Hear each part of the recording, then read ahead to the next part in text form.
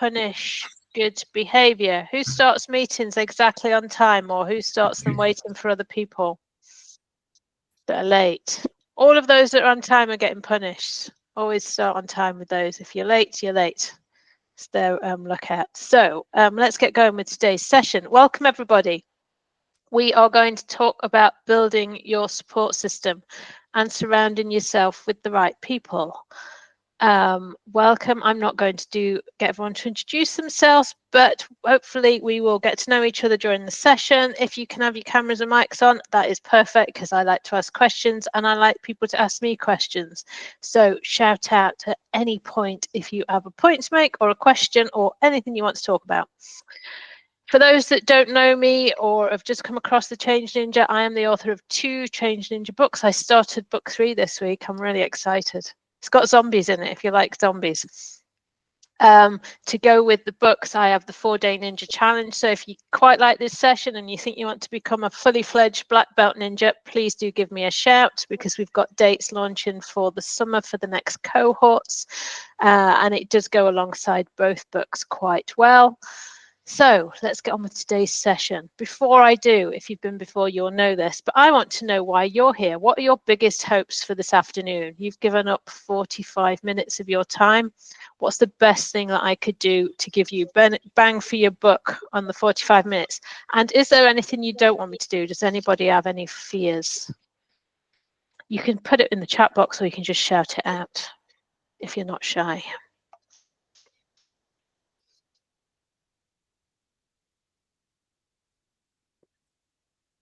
Are you still asking about hopes or fears, or both? Either, whichever you've got, if any. Oh, yeah, well, I suppose I was excited by the title, Building a Support System.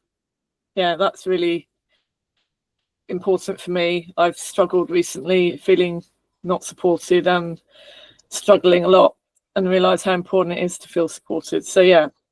Brilliant. The right people around me. And I guess also trying to make people trying to encourage people to be more supportive. That makes sense. Brilliant. I think that's actually quite relevant to me as well. Contracting, you always feel on the outside. So, okay, brilliant. And we've got real life examples. Anything else? I think just for me, Nick's got one as well. And there's Sarah as well in the chat. Yep, I've got the chat ones. Sorry, Naomi. I was going to say, I think just sort of reflecting on what Sarah said, I think, you know, I've been doing this a very long time, and sometimes still I catch myself, you know, just getting entangled, and I just can't see the wood for the trees. And, you know, this has made me reflect on, actually, there is a cycle that I go through where I'm like, you know, get to this point of, I mean, it's very dramatic, I'm not hopeless, but it does feel like that sometimes, like, why aren't they listening? Is it me? Is it them? Oh my God, I seem to be the problem a lot. So I think this for me is a bit of a motivator. I want to see how everybody else does it. I want a bit of perspective, and I want, you know, I want that to inspire how I then navigate the people that I work with, you know, on the other side. So yeah, all of the above.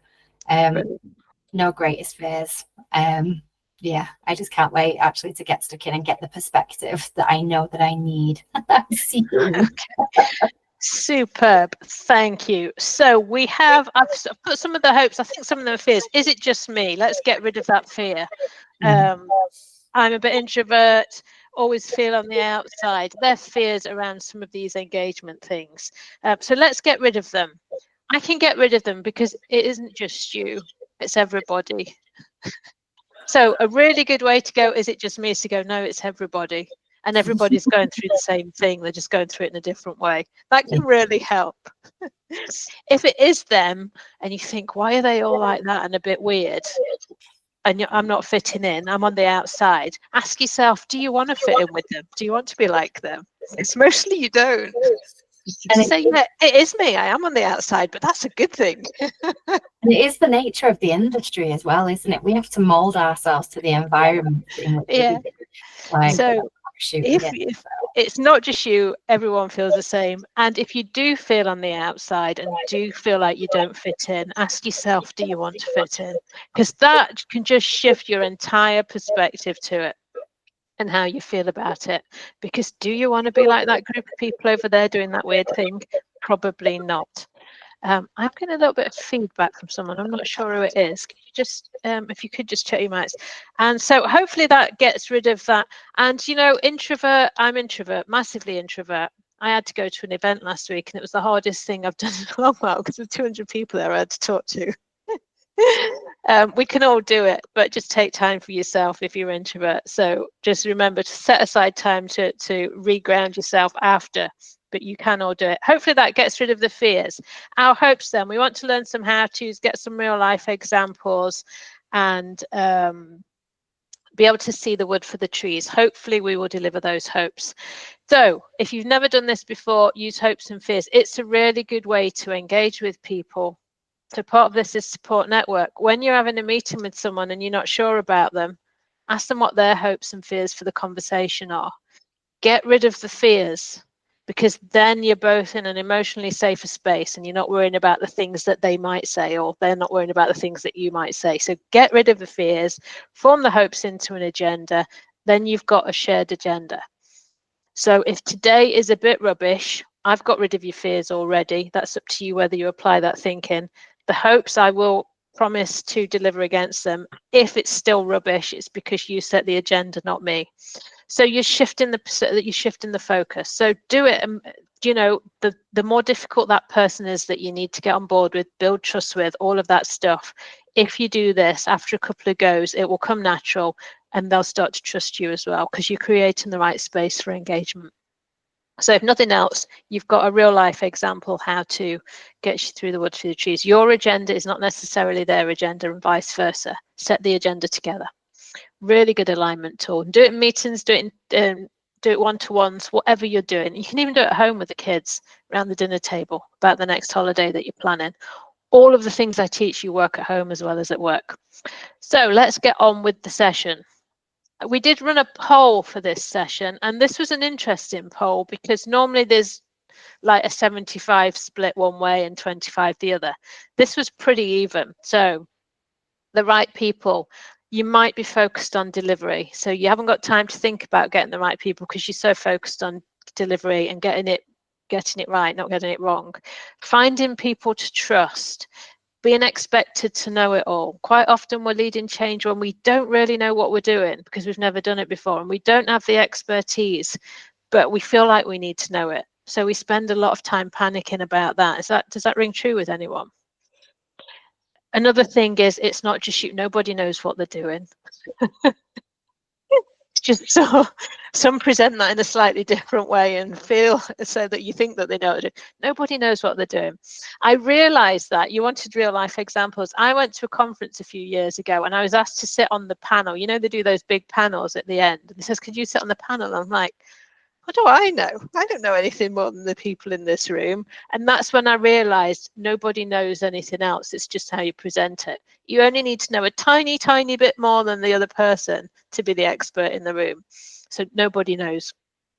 It's not just you, but really good split, I thought. So I used that to sort of focus on what I was going to talk about today, because quite often we don't know who to trust and we send out signals that we don't really trust people.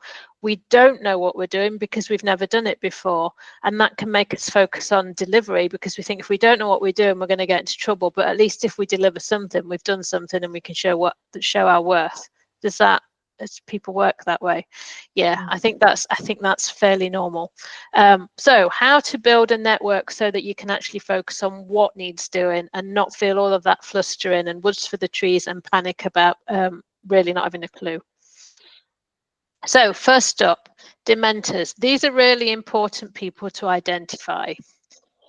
Does anybody know dementors from Harry Potter? So dementors were the guards in the prison, and they don't kill you, they just suck your life out of you and make you not want to live.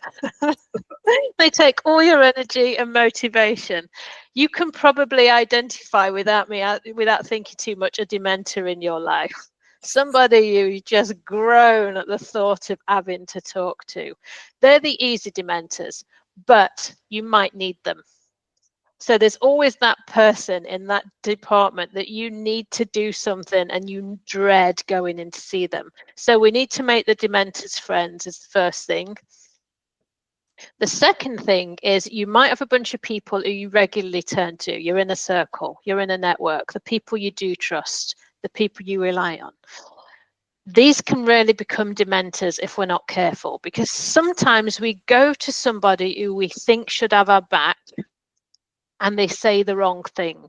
They say the thing that makes us feel even worse. Has anyone ever done that? You've gone to a friend to ask for advice and they're like, why don't you just do this? And you're like, that's not really what I was after. And they mean well because they've got your back, but it's not what you need. And it can actually make you feel worse. And if some of that news comes from someone who you absolutely trust, you're going to feel much worse than if it's from the enemy that's out there. So dementors come in all shapes and forms, and knowing who they are is really key. If they're an obvious dementor that you really don't want to engage with, but we need to make them into pals. If they're a pal, a supporter, someone who's got you back, but they're the wrong person for what you need, then you need to avoid going to them. So I'm not going to ask you to do it today because of time, but think about your inner circle and who you generally go to. It might be family or close friends. And capture them down and what they're good for and what they're not good for. A lot of people in our inner circle know us quite well, and they're much more likely to tell you what the answer is to your challenge. The problem with that is they're not you, and they're not in that emotional thing that you're asking them for help on. So why don't you just, I really want to lose weight or get fit. Why don't you just go to the gym after work like I do? It's not going to make you feel any better. It's going to make you feel worse, because then you're like, why can't I just go to the gym like they do? So you work out what it is you need. Do you need some expert support? Do you need some coaching support to coach you through a problem? Do you actually need some advice? Make sure you pick the right person from your circle for the right thing. It's really easy when we're feeling a bit rubbish to just text or pick up the phone to someone for a chat and come off that call not feeling any better because it's been the wrong conversation. So find your dementors. Who are the dementors that are obvious that I need to shift them, and who are the possible dementors for particular situations in my inner circle who I might automatically go to, and then find they're absolutely not the person to go to. And it's not that they're bad people. They're not. They're in your inner circle. They do have you back and they do it with good intention, but it's not necessarily what you need. So some of this comes back to us and working out actually where's the best place to go and get my support from rather than the obvious place. Any questions on that? Does that make sense? I love that. Naomi, we are all winging it. It's absolutely true. So we do have our wing people. Some of those, you're in a circle, the supporters, the champions. Just make sure you use them for the right thing. These are really important, and celebrate these. When you're thinking, oh, I don't trust anyone at work and no one's got my back, but don't think about the negatives, think about who you have got. So it's really good to just think of these people who supported you in the last 6 months, 3 months. And actually, there might be people that you've forgotten about. There might be people that you worked with on a project that you don't work with very often, and you're working at home, so you don't bump into them in the corridor. Just go back and review some of the good people you've worked with in the last few months, because there'll be people in there that when you go back to them, to remember that great project we worked on, I need some help with this. You've already got that rapport. You just might have forgotten about them because they're not in your inner circle. So go back and think about some of those supporting colleagues. There might be people that didn't say very much, but they did the things that you asked them to when you asked them to do it. Most people are trying to do the right thing. And they're not trying to get in your way. So just go back and have a think about who's actually out there that you've perhaps forgotten about. That's a good place to go and find some of those wing people. And also there's the wing people in the making. So there's people that you have seen around that do good stuff for other people.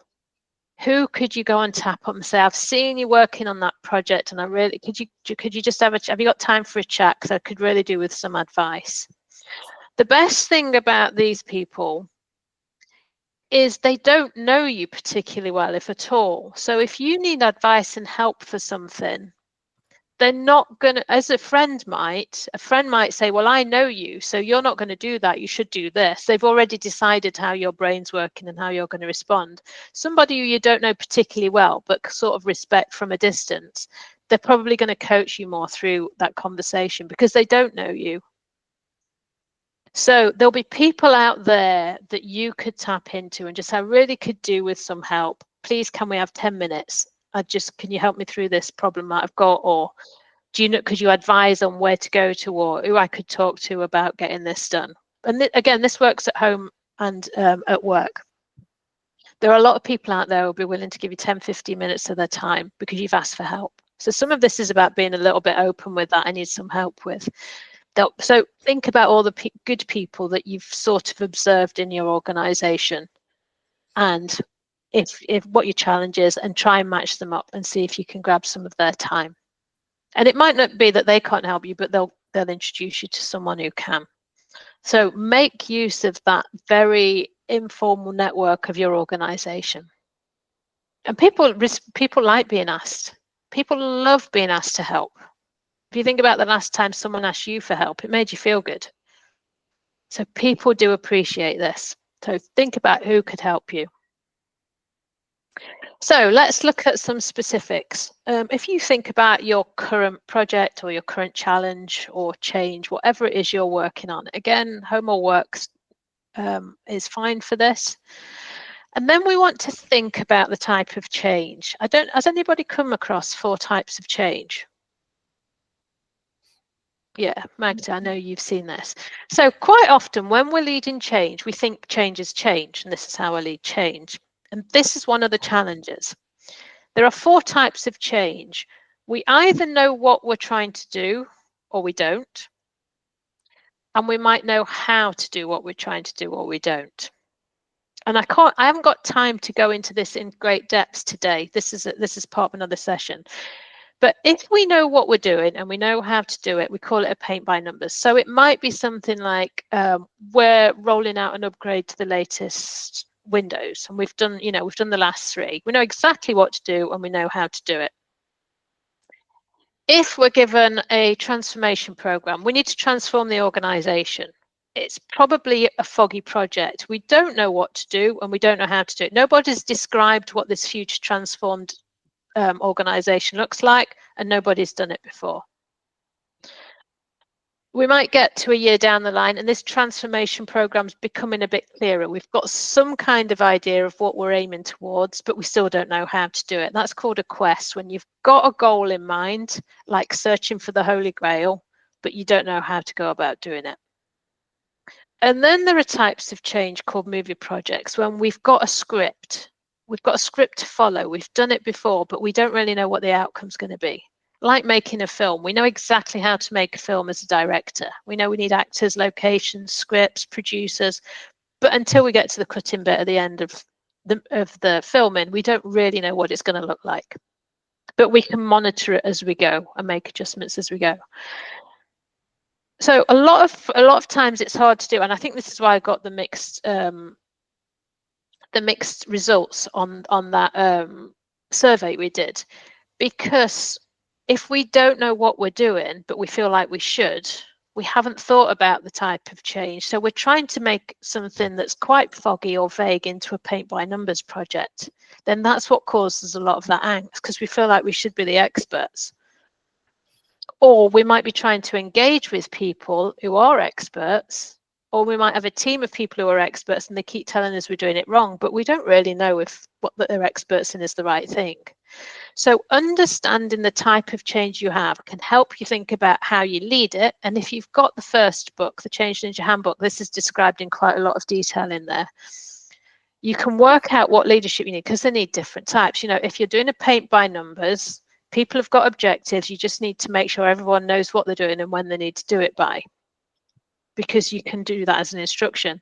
If you're in the fog, you need to make sure everybody's calm and not panicking, and that you only take small steps, because if you're in the fog on a mountain, and you make a big decision and everyone's running around separately, then you're all going to fall off the mountain. So you need different approaches, and you also need different people to help you get there. So getting the right people can be a lot easier when you know what kinds of people you need. So we know what our Dementors are, and we know who our pals are, and we've got a list of wing people and wing people in the making, but now we need to know what kind of people we need. We need to know what kind of help we need. Any questions on that before I move on? Because I've gone through that super quick. This is normally like an hour's training on this.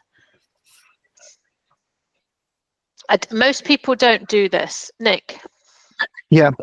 What if you know what is required, and what if you know how to do that, but then you have a kind of inexperienced team and you need to coach them and mentor them on how to walk the path? Are there any kind of hints and tips for that, or would that be on the next slide? It's not on the next slide, because that, again, this is normally part of this is a bigger thing. But if you understand this, and the next bit will help to some degree, then even just explaining this to people can shift their anxieties. So that, you know, if I really want to know what I'm doing and when you want it by, you know, every week I want you to tell me what do you need from me this week and what are the deadlines, then I'm a paint by numbers kind of person. And if you've got me on a foggy kind of project or a quest kind of project, I'm probably going to feel a bit anxious about that. The next slide actually does have a bit of that. In terms of the emotions, we all have a preference, and we all have different emotions to these types of change. So if I don't get it and you do get it, that's why I'm probably creating some of those issues for you, because I'm panicking on the inside. So just going through this with people, with your team, with your stakeholders, can help settle some of those emotions. They can help me realize why I am panicking and I'm trying to get stuff done when I don't even know what I'm doing. And, you know, everyone else seems to be sure of what they're doing and I don't, because we all have a preference. We can do all of them to some degree, but we all have a preference. And the challenge is we try and make our change fit our preference rather than adapting our style. We know how to run projects, so we run every project the same way. But it depends, it might be the wrong way depending on the type of change. So it causes a lot of angst, and it's not obvious angst. People aren't running around screaming, but there's that low level stuff, and that's when the trust drops and all of that stuff that we talk about around your support network. So understanding this a bit more, working out your project type, working out your preference. Is this a preference to me? Because if it's your preference, you'll manage it really well and you'll seem really, you'll be really breezy. I don't know what everyone's panicking about. This is great. But if it's opposite to your preference, you'll be panicking on the inside, and people will pick that up. The subconscious picks all up. So understand it. Michelle? What if you're the type of person that's the cinema person? So you can go into a situation, you don't know what the what is, but you know how to do it. Yeah. Which I think majority of us are probably in that sort of situation. I'm finding a lot of companies don't like that anymore. They like the paint by numbers. A lot of people want a paint by numbers project, and a lot of projects aren't paint by numbers. So as change leader, to build this support network, understanding this and being able to explain this to those people can really help. Get them to decide, what is this project, this transformation program? Do you know exactly what you want to achieve? And do you know how to do it? They won't. So getting them to understand it can help. It's the light bulb moment. And it's like, oh, we need to think about this in a different way. And not making it fit your preference, and I do the emotions of it. So how does it make you feel if you're doing a foggy project and you like paint by numbers? How does it make your team feel? So thinking about all that, and these stories can really help shift, because people need to get it themselves. Most projects aren't. A lot of projects aren't paint by numbers anymore. Prince 2, if anyone does Prince 2, typical paint by numbers project. Doesn't work for a transformation or a culture change or AI or any of that stuff. An AI project might be a movie project, because there's a certain way of doing it, but you don't really know what it's going to achieve yet because it's all brand new. rolling out software that you've done before, paint by numbers, a sort of transformation program where you've worked out how, you know, what the end point looks like, where you can describe that future, would be a quest. A culture change program is going to be a foggy project, because nobody ever really knows what, you know, we need to shift it, but we don't really know yet how that's going to look. So breaking it, and there's different, the skills you need, you know, you still need to do all the same things within those types of change, but the order changes. You would do them in different order. So Agile's very good for request. Prince 2 is very good for paint by numbers. Fog is about taking tiny steps and having the bravery to explain this to stakeholders or the team, and understanding that you need to lead it so it calms everyone down. You need to lead that with, you know, we'll be fine, we'll all tie ourselves together, we'll take small steps, and we'll review as we go.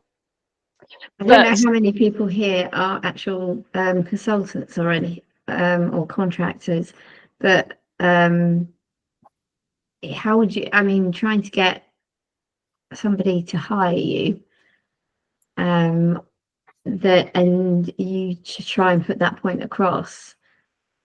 That's not I wish I could go into this, but I don't have time to go into the depth. Okay, I'll shut up. It's because that's taken us way off track of selling. But if you understand this yourself, you can start to use some of the language and share it with other people, and think about your leadership. Again, this is all in the first book if you want a lot of detail around shifting your leadership skills and style to go with it, asking questions around, do you know what and how, and all of that. So understanding your type of change and the leadership you need can help, and it can stop you running off trying to be the expert, and knowing that it isn't just you, actually it's the project, and people don't understand it's the type of change that I need. You've got your dementors, you've got your wing people type. So the next thing is, what kind of people do I need on this to help lead it? So your wing person, that person you go to every time in IT that's so good at doing those upgrades, if you suddenly are on a quest where you're doing digital transformation and you've no idea really what you're doing, because this is all brand new, might suddenly become a dementor, because they like paint by numbers and they like doing what they know they're good at. As soon as you ask them to do something different, they start to put the blockers in, they start to make it really difficult. They're not doing that on purpose, it's just their way of managing it for themselves. They're probably not even conscious that they're doing it, but they can soon start to drain the life out of you when they keep asking for X, Y, and Z before they can do the next thing. And you think that's completely pointless. We've all been there. We've all done this ourselves. And it's just putting steps in place, because that's what they're doing to manage their fear of this change and the fear of no longer being the expert or no longer knowing exactly what they're doing. Because some people, so again, people will shift depending on preference. So knowing what they're good at and knowing what type of change you have. So this is the tool that I would use to do this, Team Fit. So it's got the 4 types of change, and then it's got 5 roles. We've got the expert, the knower, we've got the, in fact, I'll put the next slide up. You know, the expert in Windows software platforms, whatever it is. We've got the carers, the people who like to get everyone together and bring donuts and organise bowling afternoons, all of those people that do all that lovely stuff. We've got people who like to solve problems. We've got people who just want to know what they're doing today. And we've got people that like to make sure everything's compliant, the checkers. And you don't need them all in your project at the start. If you've got a paint by numbers project, if you're upgrading Windows for the 3rd time, you need the people who know what they're doing, and you need the people who are going to do the doing. You don't need the team all rallying around with the donuts. You just need your plan and your objectives and make sure they're delivered on time. So if you've got lots of carers in your team, guess what? You're not going to get much done. So finding people who match your change type. If you're in the fog, nobody knows what you're trying to do. You need small steps. So you do not need an expert in AI, because you don't know if that's the right solution. But they're going to keep coming in with their AI. You need problem solvers. You need people who are going to rally everyone together and make sure we keep that fear level down to look. So thinking about what do I actually need to move this along? Do I need an expert, or do I need someone who can rally the troops? What role have I got in this? If you have a bunch of solvers and it's a paint by numbers project, they're all going to be bored. So they're going to be disruptive. If you've got a bunch of doers on a foggy project, they're all going to be panicked. And they're going to cause problems. So quite often your support system is not who you can trust, and it's not who's the expert, and it's not about you not knowing what you're doing. It's about understanding the type of change you have, how that's making you feel, because if you're a little bit panicked or a little bit bored, you're going to do the opposite of, you're going to try and make yourself feel better. And if you're a little bit panicked because you're in the fog, you're going to try and show that you know what you're doing, all of that stuff. Instead, think it's okay to not know what I'm doing. What I do need to do is make sure we're all okay and we're all managing these early baby steps. And I need some problem solvers to help us work through this. It's not necessarily your job to do the problem solving if you're the project leader, but understanding that you need problem solvers rather than experts just now. And that can help find the right people, because again, people like to be asked to help. So who's that list of people that you've come across in the organization before that you think could help with this, who you've seen do this kind of thing? Reach out and say, I'm stuck on this, could you help me? So that building your support network starts with you knowing what you need, so that you can then go and find the right people. The whole trust thing will come from you doing that. So knowing who people, most people aren't bad people. Most people are trustworthy to a degree, but it will depend on past experience and your approach. The brain takes in, I did it last session, I think. The brain takes in over 1 million bits of information per second, and you can only process 18 of those bits. Like logically process them. So your brain's absorbing all of this stuff, logically processing a tiny amount before deciding what to do next. So a lot of it is subconscious.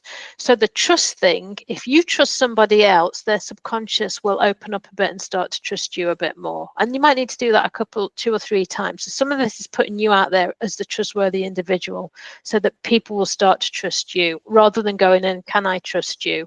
Because their subconscious will be picking up on the fact that you're not necessarily trusting them, if that makes sense. Sarah? Yeah, I think I know what you're going to say, but often in where I work, you don't get a choice. Particularly, you get told this person's going to be on your project helping you with this, and I mean, I've just had a case where really I've just said that after a year, that's just not working for me, and that person is not helping me. It's quite the opposite. Yeah. So in the end, what happens is I just lose a person. And I guess what my question is, do you really, I imagine when you say you just have to really push back and keep saying the type of person I need is this person, and if the person they give you is not right, then you need to push back as much as possible, because obviously if the person you want doesn't have the capacity to work with you, then there's nothing you can do about it. There's a few things in here. First, this isn't about skills. So is the person you've been given they're not capable of doing it? That's different to sort of preference of roles. So be careful on that, because being a solver doesn't mean I'm actually any good at it. It just means I like doing it. So there's a difference between preference and ability. If you're given somebody who's an expert in X and that's not what you need to be exploring and solving.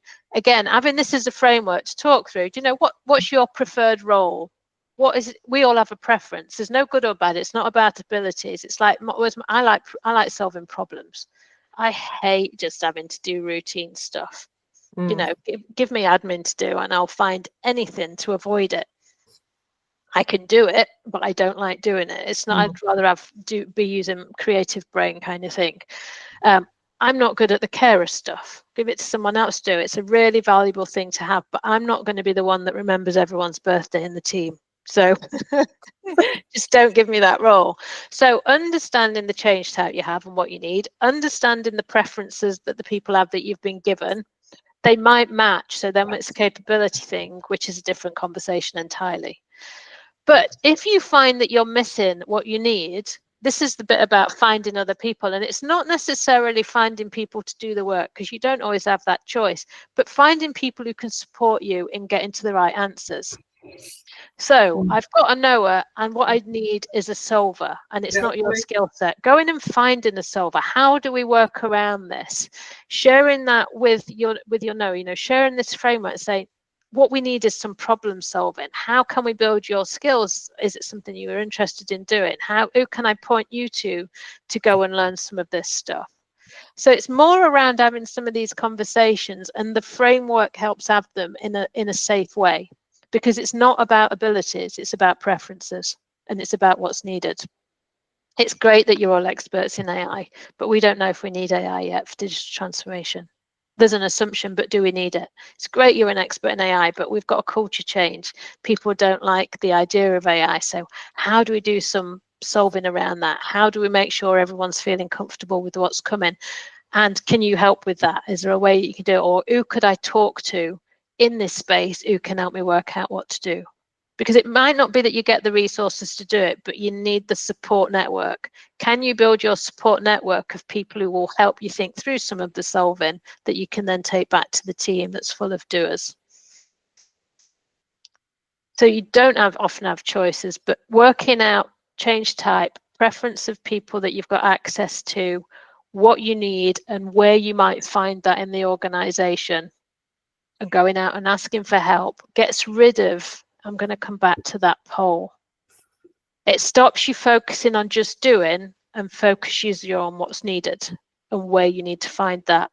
It helps you to find people, rather than thinking, do I trust that person? You go in and asking for help, which will open up the trust building. So some of that needs to come from you as a person to, you know, put yourself out there and possibly be quite vulnerable. But most people do like being asked for help. It helps you to realize that you don't actually need to know it all, and nobody does know it all, because nobody knows how to get off this mountain yet. We're all in the fog together. And it gives you a language and a framework to start to explore that, particularly with your stakeholder group or with your team, of how you're going to manage this, what leadership's needed, and how to fill the gaps. So, who are your wing people? Who's supporting you? Who are your wing people in the making? Make sure you don't go out for the dementors. I'm going to stop there and ask you, we've got 6 minutes left. I'm always amazed when I finish 6 minutes early.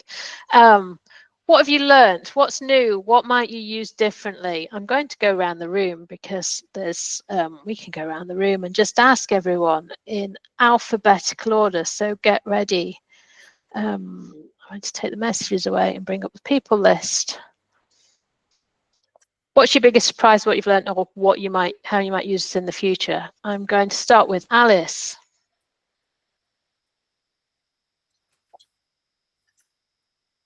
Alice has got a mic off. I'm going to skip you. Gemma. Hi, thank you so much. For me, I was just jotting some things down. Definitely this kind of common language, or what feels to me like safe language to explore together without getting folks' backs up. Almost what I call the change gap, right? You know, you kind of identified it in the quest and things like that, but how far have we really got to go? Are we all aligned that the outcomes for this culture project aren't overly clear, and we're going to have to be comfortable with that? And then I love, again, this what you've just showed us there about the different roles on that, beyond like a RASCI, do you know what I mean? Like beyond the tools, but actually the roles they're doing. So definitely those wonderful disarming things, I think, that really resonate with speaking to people as humans in this space. Yeah, absolutely. And it's not about good and bad or right or wrong. It's just understanding why we're all reacting. Sometimes we ask people to do something and they don't do it, and we're like, it's so easy, why don't they do it? It's easy for us. And it's not about the complexity of it, it's just a preference. You know, I will put off my accounts until I have to actually do them. The accountant's like, why don't you just do your expenses as they come in? I'm like, because I don't want to. I know it would be better for me. So we're all different. So it helps sort of understand those within a team, which can be really good for building a team as well. Brilliant. Thank you. Kaylee. Hi. So I think it was a really good reminder around the mentors and actually how they can sometimes be under the guise of friends or people that would be in the inner circle. You know, I definitely have a tendency to lean on my inner circle and people I trust. And actually on reflection, it's like, is that the best thing to be doing? You know, because I'm always going to be either hearing what I want to hear or getting the same advice. So I think I really need to widen my pool there. So that was just a good learning moment and reminder for me. I absolutely love Team Fit. I think that's something that is really nice on that early kickoff stage to demonstrate to people, for them to think about their role within the program and where they may be particularly helpful, but maybe not so helpful. Yeah. On the type of project, because when your resource pool is really lean, you might have to use some problem solvers in you know, a project that might not be an ideal fit for them. But if they can recognize the unhelpful behaviors or where they might be getting a bit bored or frustrated, then they can check that and, you know, think about how can I demonstrate the most value and help to drive this forward. So yeah, that's really great. Thank you. You can also use it for developing people as well. It's a really good, you know, what areas would you like to develop in? Brilliant. Thank you. Lisa.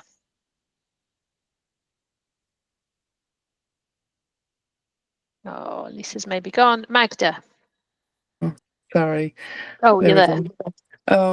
What stood out for me is it's okay to not know what you're doing.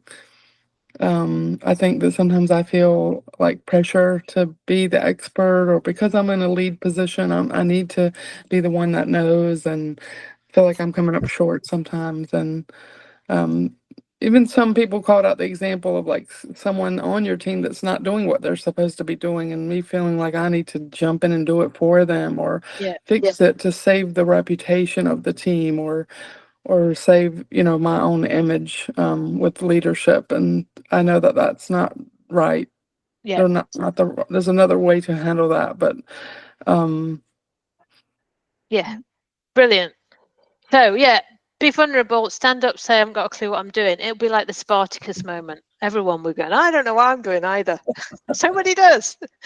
Brilliant. Thank you, Lisa. Magda. Thanks for a great session. It is, for me, is a reminder that everybody's winging it. That is a lot of comfort. Yes.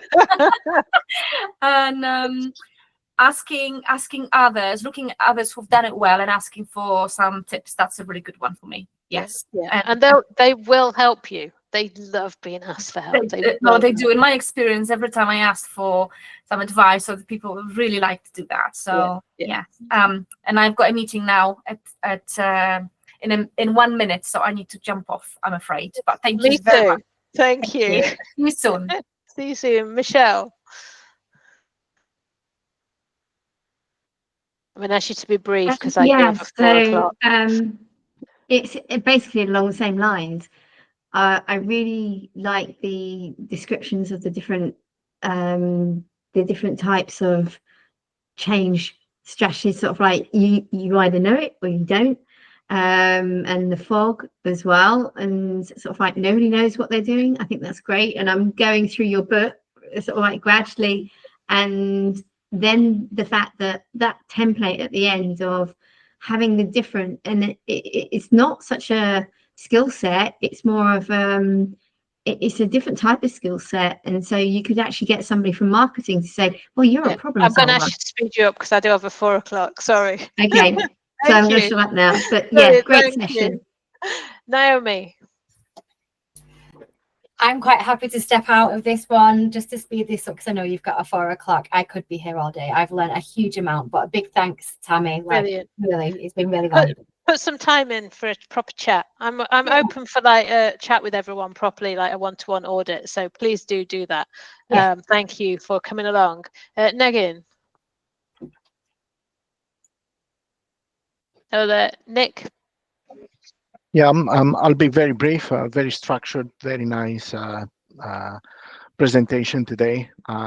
Equally to what Michelle said, I enjoyed the templates. I find them very useful, and obviously the explanation of the different types of challenges. So thank you very much. Brilliant. Something I didn't know before. Thank you very much. And Sarah. What I've realised is I was trying to make I wanted someone to be a problem solver, and they weren't a problem solver, and I got frustrated and they did. And I need to address that. Brilliant. Thank you. Thank you all. Sorry for rushing you at the end. Great reflection and feedback. Hopes and fears. Have we got some real life examples? See the wood for the trees and now twos. Yeah, you did your agenda. And are we comfortable saying it isn't just me, it's everybody, and no one's on the, we're all on the outside and we're all on the inside. Brilliant. Do get in touch if you want a one-to-one audit. Bring a challenge along and I will work through that with you. If you're interested in the course, get in touch. May dates have just opened up, so it's selling out. So if you're interested in doing the course in May, end of May, give me a shout. And next time, 2 weeks time, tuning in, how to make sure people are the value of your change. I'm looking forward to that one. Hopefully see you there. Have a good afternoon, everyone. See you next time. Bye. Bye. Bye.